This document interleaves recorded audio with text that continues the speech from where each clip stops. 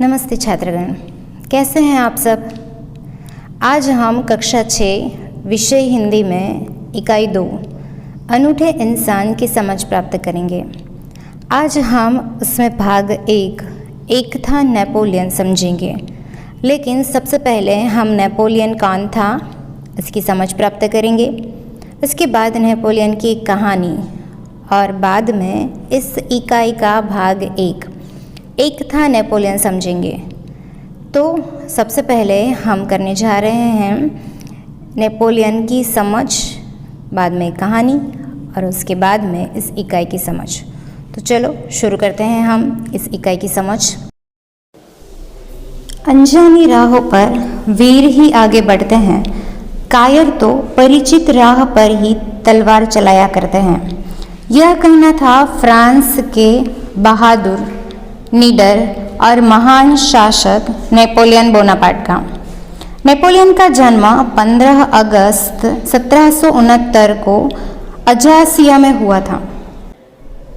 उनके पिता का नाम कार्लो बोनापार्ट और माता का नाम लैटिन रोमालिनो था। उनकी पत्नी का नाम मैरी लुइस था। असंभव शब्द सिर्फ बेवकूफ़ के शब्दकोश में ही पाया जाता है, नेपोलियन का ऐसा मानना था। नेपोलियन ने अपनी ज़िंदगी में बहुत से असंभव कार्य किए थे। बहुत से असंभव जोखिम भी उन्होंने उठाए थे और जोखिमों को उठाना उसे पसंद था। एक बार की बात है, नेपोलियन बोनापार्ट को युद्ध के लिए आल्प्स पहाड़ पार करके जाना था। नेपोलियन के सैनिकों ने आल्प्स पहाड़ की ऊंचाइयों और कठिनाइयों के बारे में सुना था। जब नेपोलियन युद्ध के लिए निकला तो रास्ते में उसे एक बुजुर्ग औरत मिली। उसने बताया कि आल्प्स पहाड़ को पार करके कोई जिंदा वापस नहीं आया है। नेपोलियन उस बुजुर्ग औरत को बताता है कि आपने मेरा हौसला और भी बुलंद कर दिया। लेकिन सैनिकों को कौन समझाए, सैनिकों ने आगे बढ़ने से इनकार कर दिया। नेपोलियन ने सभी सैनिकों को पास बुलाया और पूछा कि आपने आल्प्स पहाड़ को पहले कभी देखा है। सभी ने कहा नहीं। तब नेपोलियन ने कहा कि तुम मेरे साथ चलो, जब आल्प्स पहाड़ आएगा तो मैं बता दूंगा और तब आप सोचना कि आपको आगे बढ़ना है या नहीं। सैनिकों ने नेपोलियन की बात को मान लिया। 2-3 दिन के बाद एक पहाड़ आता है। तब सैनिकों ने पूछा कि क्या यही आल्प्स पहाड़ है। तब नेपोलियन ने कहा नहीं, यह तो एक साधारण पहाड़ है। उसके पीछे 1.5 गुना ऊंचा एक पहाड़ आएगा, वही आल्प्स पहाड़ है। यह सुनकर सेना आगे बढ़ी। उस पहाड़ को पार करने के बाद वह सभी एक बड़े से मैदान में पहुँचे, जहाँ आगे सिर्फ मैदान ही मैदान था। तब सैनिकों ने पूछा कि अब आल्प्स पहाड़ कब आएगा। यह सुनकर नेपोलियन हंसने लगा। अब किस आल्प्स पहाड़ की बात कर रहे हो, वह तो कब का चला गया। यह सुनकर सभी आश्चर्य में रह गए। उन्हें विश्वास नहीं था कि उन्होंने आल्प्स पहाड़ को पार कर लिया। नेपोलियन के इस कदम से सैनिकों का हौसला बढ़ गया और उसका नतीजा यह हुआ कि उन्होंने वह युद्ध जीत लिया। और वही नहीं, उसके बाद सारे युद्ध उन्होंने जीते।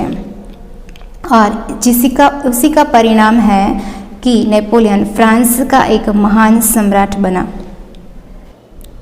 तो चलो अब हम इस इकाई की समझ प्राप्त करते हैं। नेपोलियन जब छोटा लड़का था तभी से वह बहुत ही सत्यवादी था। एक दिन वह अपनी बहन इलाइजा के साथ आँख मिचोली खेल रहा था और इलाइजा छुपी हुई थी।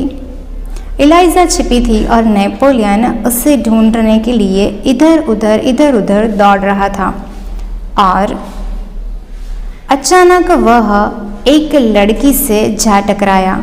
वह लड़की अमरूद बेचने वाली एक लड़की थी और उससे वह टकरा जाता है। लड़की के सारे अमरूद बेचने के लिए जा रही थी वह नीचे गिर जाते हैं और वह खराब भी हो जाते हैं, जिससे नेपोलियन के टकराने से उस लड़की के सारे अमरूद नीचे गिरे और नीचे कीचड़ होने के कारण वह अमरूद खराब हो गए। कीचड़ के कारण अमरूद इतने खराब हो गए कि उसे उठाना बिल्कुल, साफ करना बिल्कुल ही असंभव था। वह रोती हुई कहने लगी, वो ज़ोर ज़ोर से रोने लगी और बोलने लगी। अब माँ को मैं क्या जवाब दूंगी, क्योंकि उसकी माँ उसे बहुत ही डांटेगी। चलो भैया, हम यहाँ से भाग चले, नेपोलियन से एलिजा कहती है। नहीं बहन, हमारे कारण ही इसकी हानि हुई है।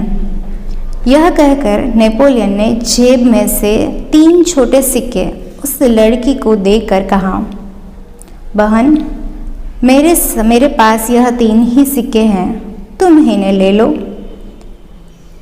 इन 3 सिक्कों से क्या होगा? मेरी माँ तो मुझे बहुत ही डांटेगी, मेरी माँ मुझे बहुत ही मारेगी। ऐसा बोलकर वह लड़की रोने लगती है। अच्छा, तो तुम हमारे साथ हमारे घर पे चलो। ऐसा कहकर वह नेपोलियन उस लड़की को अपने साथ आने के लिए कहता है। हम तुम्हें अपनी माँ से और पैसे दिलवा देंगे, जिससे तुम्हारे इस अमरूदों के पैसे निकल आएंगे। अब एलिजा कहती हैं, भैया इसे घर पे मत ले चलो, माँ नाराज़ हो जाएगी। लेकिन नेपोलियन नहीं माना।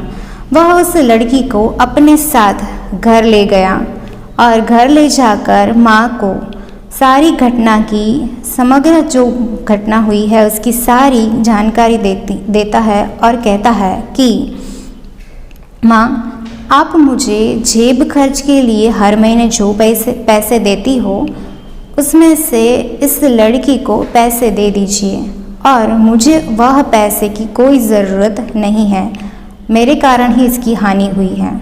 ठीक है, मैं तुम्हारी सच्चाई से खुश हूँ, माँ ने कहा, मगर याद रखना, अब तुम्हें 1 महीने तक कोई भी जेब खर्ची के लिए पैसे नहीं मिलेंगे। यह तुम्हें ठीक से याद रखना होगा। ठीक है माँ, नेपोलियन ने कहा। माँ ने उस लड़की को 2 बड़े सिक्के दिए। वह खुशी खुशी घर लौट गई। उसको प्रसन्नता थी कि उसके अमरूदों के पैसे उसे मिल गए थे। नेपोलियन को धक्का लगाने की सज़ा तो मिली, परंतु सत्य के पथ पर आगे चलने के कारण उसे वह सज़ा भुगतने में बड़ा ही आनंद आया। और यही कारण है कि वास्तव में नेपोलियन सच्चाई के पथ पर चलने वाला इंसान था और सत्यवादी था।